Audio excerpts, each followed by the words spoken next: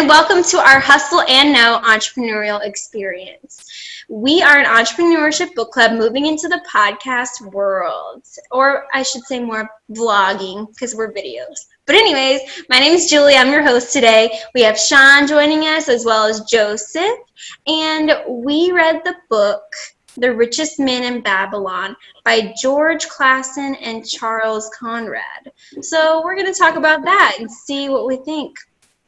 Well, starting off, let's start with Joseph. Tell me, in one word or sentence, give me your synopsis of the book.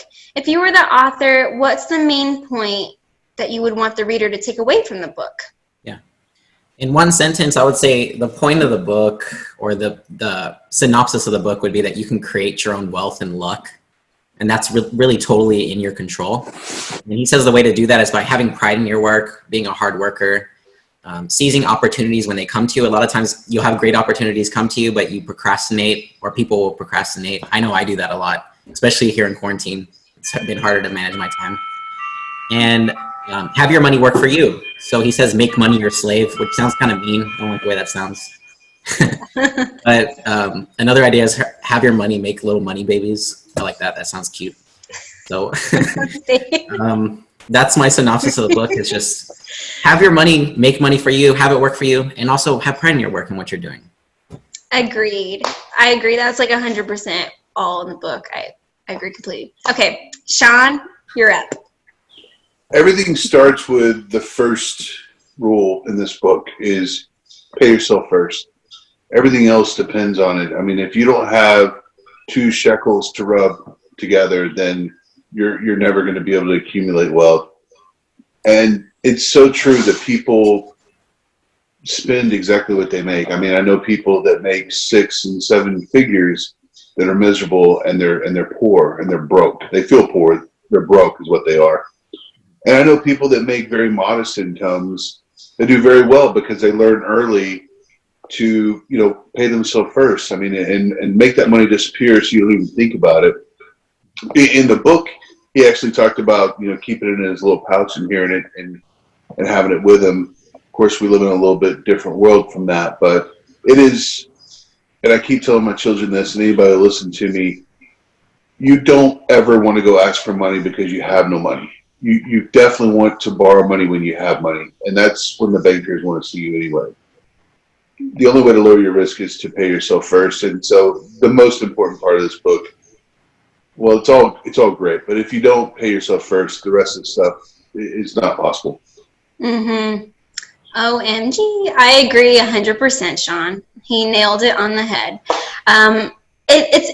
It's hard to say that there's like one thing what this book's mainly about. But what Shawn was getting at, for those of you who haven't read the book, is that, the main things he says is that save 1/10 of everything that you make, pay yourself first, which I know we've heard in a lot of financial books.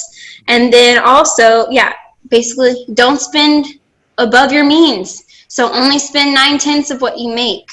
And going a little deeper, if you have any debts that you need to pay, save 2/10 of what you make to pay your debts, and then only spend 7/10 of what you make on like food, clothes, house, all that stuff. So moral of the story, don't spend more than what you have. Yes, this book was also like based in the 8,000 years ago, it said, but still the principles and the concepts are the same.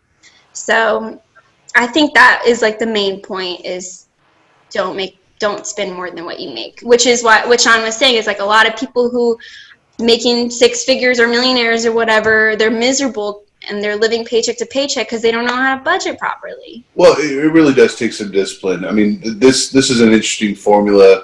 I just remember this formula, but I think people have a hard time saying, look, I can only pay you 2/10 of what I own. I mean, obviously you wouldn't talk like that. I mean, there's a little bit of old English thing going on in this book, but you say, I don't have the money to pay you right now, and people being comfortable with that.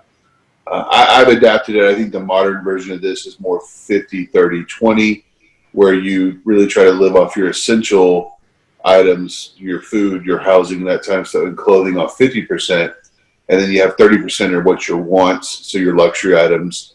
And that would include, television and those types of deals, and having and then 20%, only because 20% is more, 10% for your savings. And then some people also still believe in tithing. So that would cover there as well, or being charitable. So if you got 10% for charitable. So there is some modernization I think we can do with this book. But if you're starting out, if you're flat broke, I think living off 70%, paying your debtors with 20%, but you got to start with that first 10%. Mm-hmm. Yeah, regardless, 10% is yourself. Pay yourself first, which I think I learned that initially from like Robert Kiyosaki. Pay yourself. Yep. Okay, then moving forward, what did you guys like best about the book, and what did you dislike about the book? Joseph? Shit, Joseph. Like, let's go at the same time. The best part of this book was the stories. I think the stories really drove the point home. Like, I always knew pay yourself first, but it's one thing to know it. It's another thing to actually do it. And this book kind of like got into my head where I was like, yeah, I should pay myself first, because otherwise I'm just living for other people, or I'm paying other people money. Like, I'm like this, they call it a slave basically in this book. They really drive the point home, and they make it so the law stick in your mind. I think my favorite story was the one where the guy, I think he was sold to slavery because he was in debt, and he was able to get out. I thought that was very inspiring. I like that, even though it's from 8,000 years ago. And what I disliked about the book, I love this book. It's one of my favorite books. I don't really like Susie Orman's intro though. I don't know if every book has this, but she was complaining that it was an old book, and they always said he. I guess all the characters were male. I didn't notice that. But she was kind of like bringing up gender issues, and I was like, okay, but it's like written in the 20s. It's from 8,000 years ago. Yeah. Can you just like in your head just kind of change it a little bit? Like, you can just say like, opportunity waits for no one instead of for no man. Because I mean, there has to be some authenticity. It's like from the 20s. It's not. I just thought that was kind of like too complaining. We can argue that in hot takes if you want. Yeah, I agree, and I'm gonna piggyback on Joseph because he said what I was gonna say for the most part. Okay, so what I liked, same thing. I was gonna say the stories. They like hooked me in. Like, I love a good story, and it's interesting because I normally like the textbook model, but it still did. It still said, here's the 7 cures for a lean purse.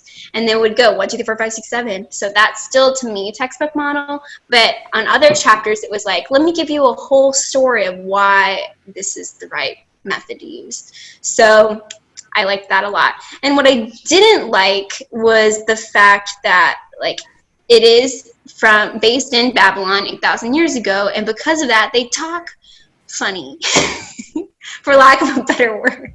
So, like, they go, start thy purse, like, and stuff like that, and just fatten thy purse, yes. Fatten thy purse and all of that. And that just like annoyed me personally. And then also, like you were saying, Joseph, he does end up getting sold into slavery at one point, and I don't like the fact, because that's a part of the examples is like, oh, you have all these slaves, they can do work for you, and obviously, like, I'm against that, but at the same time, this is based 8,000 years ago, and is somewhat necessary to the book because of that story where he shows how he was sold into slavery. It was actually because he was trying to get money quick. He went to another town, not Babylon, but somewhere else, and he is like, I'm going to get rich quick and come back to my wife and be rich and all this other stuff. And because of that, he decided to be a pirate and steal and take the easy way route. Because of that, he got caught and was sentenced to be sold into slavery. And then he had to realize, like the strength that he had. And that was a part of another story, was that he was like, are you living as a slave, or do you want to live as like a free man mindset or slavery mindset? Like, slavery is just like, give me what you want, I'll work for money, and that's it, that's the end of my life. Or do you want to be responsible, be a strong person, like work hard, and then pay your debts off and be an honorable man? So that is tied into the book, so that's why I understand why they have that concept in there, but still not like my favorite thing. Okay. What about you, Shawn? I love the parables. I mean, the parables are just cool. been having the little stories. I mean, this is a collection of small stories, but I think the one I like the most, I mean, the one, I mean, they're all good, don't get me wrong, but I think the one that really kind of reminded me of how it could be a bit more modern, even though this person, when the professor found the tablets and he was getting the tablets sent to him, he says, hey, I'm reading this crazy stuff on your tablets, and I've been kind of wondering about this stuff myself. So, you know, me and this other person are going to try this stuff out and see what happens. And you kind of see where they start following the advice of the 10%, 20%, 70%, and you see them come out of their own debt, and they're starting to take control of their financial situations. I like good news stories like that. I like where you see somebody taking that advice, and I would like to see. I think a more modern version of this story is probably, have you ever heard of The Wealthy Barber? It's a book that's hard to find now, but it's very similar, but it has less of the these and thous, and it's about a guy who's a barber, and these people come to visit him, and he kind of tells them these same sort of stories, you know, how to save for yourself, and then how to invest, and these types of deals. I think it went out of print. I'll try to find that and put it in the notes, but it's a cute story, but the simplicity of it. I love the simplicity of the story. You know, it's like eat right and exercise. You don't have to be fat, and believe me, I know. Eat right and exercise. It's harder to do than just hear, but it really is simple. The secrets are pretty simple. People don't want to listen to them, and I think that was repeated in several of the parables. What I didn't care for was I mean, you know, it's talking about slavery. I mean, it's talking about people owning each other and those types of deals. So it's a little jarring. It can trigger you a little bit. I mean, in a politically correct world, I try to think that I'm not so politically correct. I mean, that's easier for me to say, being a white male, but there were parts of the book that were still kind of like, I mean, but it's true. Not that long ago, these were pretty common practices for people. And sometimes that can be distracting. And in a story like this, it can be distracting when you hear about someone going into slavery and then back into free, and how to be free-minded and those types of deals. It doesn't detract enough. I would recommend this book to anyone who is getting started halfway through their life or getting even towards the end. I mean, if you have any sort of income, this is just a great way to get started. I agree. It's a very good starter book, because it's not going into 10 steps on how to, be financially free or anything. It's just the basics. Even if you don't know anything about money, just do the bare minimum. And that's what it really ingrains those values into you. Could you imagine if, say, 30% of the population or 50% of the population was able to do this? And they could. I mean, because it doesn't say you have to earn X amount before you get started. It's mm-hmm. I mean, could you imagine if half the people in our country did this, how powerful that would be? I mean, especially during a crisis like we're going through right now. I mean, where people are living hand to mouth, paycheck to paycheck. I mean, it would be. Isn't that a huge percentage? I totally might be off on this percentage, but 70% of the United States or something is living paycheck to paycheck. Something crazy like that. They can't come up with I think it was $400, as the study said. If they got into a situation, they couldn't put their hands on $400 cash to be able to pay for tires or whatever. That's crazy. It's sad. It's sad. It's super sad. And that's why they say in all these financial books, whichever one you pick, they're always going to say pay yourself first, pay yourself first. Yeah. So. That's an interesting point. Can I piggyback off of that? Yes. Oh my God, we piggybacked twice. I was so afraid we weren't going to piggyback. Because he mentions in the book somewhere, he says the future of your country. He kind of talks about how your individual financial decisions affects your whole country. So that kind of brings it back to what you were saying. And at the end of the book, he gives he talks about the culture of Babylon. I don't know if you guys remember that. And he talks about a map and a historical sketch. And when I first read that, I didn't get that. But then I realized it's in the middle of the desert, and all that wealth, people being able to live there was a function of people providing value and creating wealth. And they were the richest. I mean, Babylon is. I mean, well, I guess Iraq is on top of Babylon, right? Yeah, not doing so well nowadays, but back then, I guess they were the richest country or the richest area, and that was. It didn't have a lot of natural resources. I mean, I think that was the whole deal. It didn't have a lot of natural resources, but yet it was one of the what was the richest city of his time. Yeah. But they built it off of like, you know, jewels and selling and like, Sure. like the merchants and the farmers and all of that. They built that. Yeah. But yeah. Well, awesome. Okay, moving forward. Last question. What is something that you learned from the book that you didn't know before? And give me an example of how you're going to apply that to your real life. Joseph. Joseph, okay, you volunteered. I couldn't help it. Joseph. Now you're going first, Joseph. Okay. Well, the idea that I took from this book, or something that I learned, was that you should have a plan for your income before you receive it. So just having a plan for your money beforehand and living off 70% of what you make was a huge for me. That changed my life and it was very empowering. First in getting out of debt and then starting to save money. Even just now, I got a stimulus check from from the government, and I put $300. Nice. You know, I put $300 away towards my investments, which is good because the market's low. So it's like little things like that, just making it a habit. And another thing I want to take advantage of is not procrastinating. I struggle with that sometimes. And what was I going to say? Yeah, because you lose opportunities, and I'm seeing that in my life. Like, you lose opportunities if you procrastinate and just wait too much. So just doing things right away when it comes to money or anything else. Mm-hmm. I'm going to piggyback off of that and just make a third piggyback. And just give like another side note that they do say that in the book. They say like, opportunity will not wait for a slow man. If he desires, he will step quick. And this goes on, and also it's like a similar concept to The Secret. They say the same thing. Like, whenever you're attracting what you should be attracting, you should be having so much fun. Time will just stop, and the opportunity will present itself. Don't stop. Don't hesitate. Act. And that's what it's saying here, same concept. The only thing is, like, in the book, they're talking it more about, like, business opportunities. That's because it's about making money, right? So whether it's like, okay, we're going to go buy all these jewels and sell them, and we're going to make money off of it. Well, like, I just think you can't, because they also say you have to be knowledgeable. You know, don't get advice about the stars from a baker. Meaning like astrology from like. Yeah, no, definitely. So I little bit disagree with that. Like, just act immediately, because like if you don't know anything about that subject, don't invest or whatever, which is exactly what they said. So I thought that was contradictory. But I mean, still a good point though. You still need to act.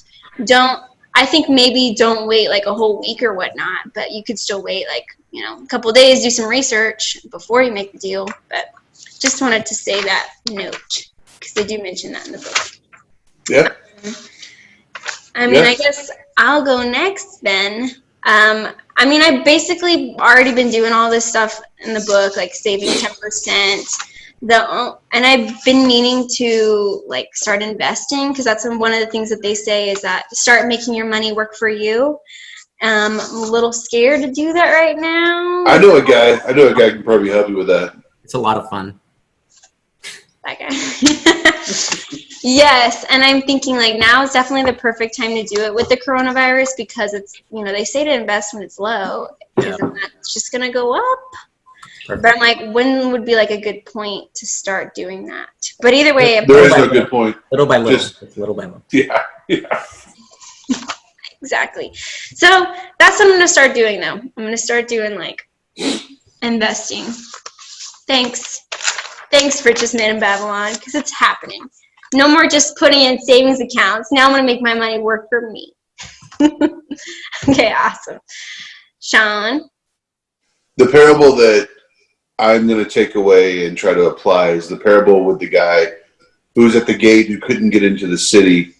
And another guy came up with the flock of like 300 or so, but it was already dark, so he couldn't see him. And he kept procrastinating that. And the guy was really kind of in dire straits. He wanted to go home and see his sick wife, and he seemed very desperate, and he was willing to sell his flock at a discount, a deep discount, so that he could go home and take care of his wife. And the guy kept hemming and hawing and said, you know, I don't know, I mean, I want to be able to see him and all this kind of stuff. And the guy was like trying to give him every opportunity to buy his flock. so he wouldn't have to hang around. He even said, hey, I'll even leave my best slave, again the word, to help count, and just, you give me 2/3 of the money now, I'll get 1/3 of it when it's done. He procrastinated, and of course, at the first daylight, they opened up the walls to the city, and people that were really wanting to buy flocks came out and paid, premium for those things, and the guy lost a great deal. So part of my problem is a little bit of a paralysis through analysis, so to speak, maybe looking at something a little too long and not pulling the trigger. I think one of the things I want to take away from this book is, if you see a good deal, you need to kind of recognize that it's a good deal and don't be afraid to pull the trigger. And kind of what Julie was saying, go ahead and get started. Go ahead and take that first step. Don't wait till it's the perfect opportunity. Don't wait till the stock market's in a perfect place.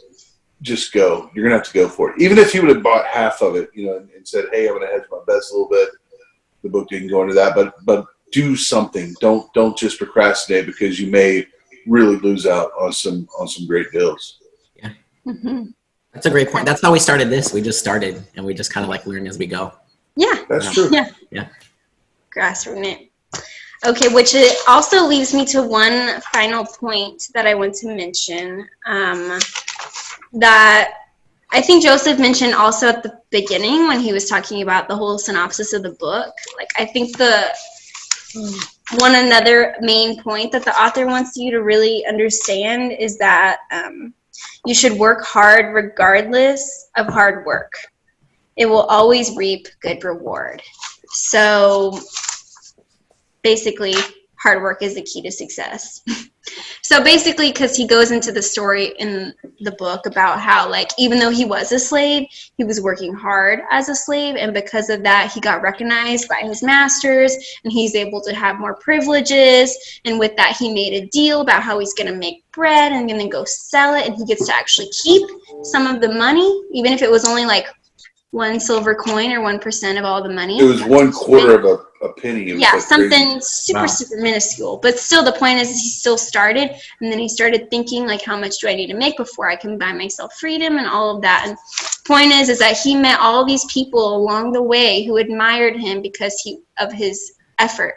And in the end, one of his friends, I think, who was also a slave at the time, ended up buying his freedom, something like that.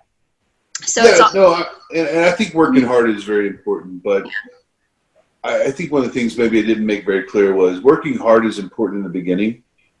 But what Joseph was saying earlier is, once you've established yourself and your goal can start working for you and making babies. We got little baby goals, all little grandbaby goals, and all this kind of stuff working. So I think the short message is, yes, you need to have a good work ethic, and I think you always should have a good work ethic. But if you do have a good work ethic, you don't have to have it for the rest of your life necessarily. Okay. I think you can get to a point where you can step aside. I mean, that's my goal coming up in 2024, is to where, I don't necessarily want to have to work. I'd rather teach. I'd rather go speak to people and what I wouldn't consider work anymore. I don't want to work for somebody else, but I would still have the means to be able to continue to maintain my lifestyle. Exactly. I think also the point he was trying to make in the book was that, don't half-ass it, work hard. Don't do a shitty job just because, well, like you said, that still slave make went up and pride. just said, yeah, the slave just went up there and said, whatever, just beat me, I'll carry these bricks. Where the other guy's like, you know what? I can herd, I can do some camel stuff for you. I'm a good worker. And he got himself into a position where he found somebody could use his skills that he wanted to use, not just be a backbreaking laborer. Mm-hmm. Mm-hmm. And then the baker, right? I mean, who didn't enjoy baking and going out and selling some honey rolls or whatever they were? Mm-hmm. Exactly. Well, awesome. Well, I think overall, audience, you get the point that we do recommend this book. Long story short. And yes, thank you so much for joining us today to our Hustle and Know entrepreneurial experience. Check us out on YouTube. You can find more about the author in the description box. And don't forget, hustle beats talent when talent doesn't hustle. Bye. We'll see you later.